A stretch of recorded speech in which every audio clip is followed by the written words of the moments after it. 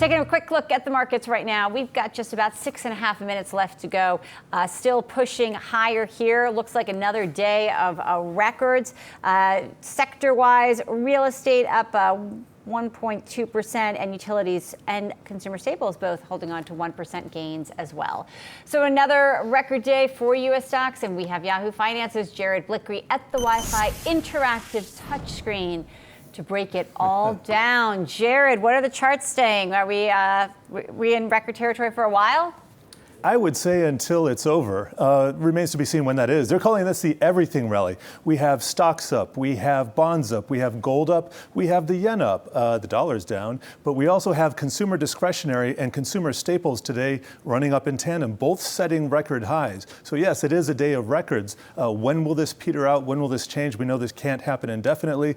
Unlike the prior guest, I happen to think that this is going to be resolved in favor of stocks here. Let us check out the intraday price action on the S&P 500. We can see it's pretty much a straight line all the way up for the day. This is one of the most bullish days in terms of seasonality that we have. I also want to take a look at the 10-year T-note yield, and this is at a level we haven't seen in 2 2/3 years. Long time ago, basically right after Trump was elected. Now, something to consider on Friday when we have the jobs report. Last time that July 5th fell on a Friday was 2013. We had a blowout jobs report, and the 10-year went wild. It went up about 24 basis points that day. The 2s, 10s yield curve spread, that blew out to about 20 basis points, caught a lot of traders who were taking the day off guard. So make sure that you keep it tuned right here to Yahoo Finance, 8:30 a.m. Friday morning.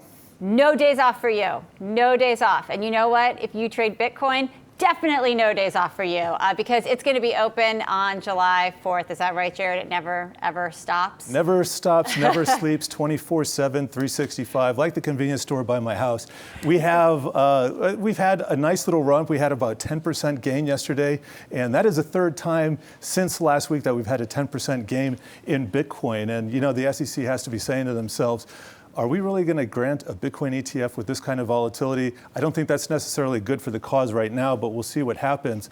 This is year to date, and I'm actually going to drill down to a 3-month chart so we can get some more granularity. We are right up against 11,500. That's roughly a resistance level. We also have a resistance around 12,500 to 13,000.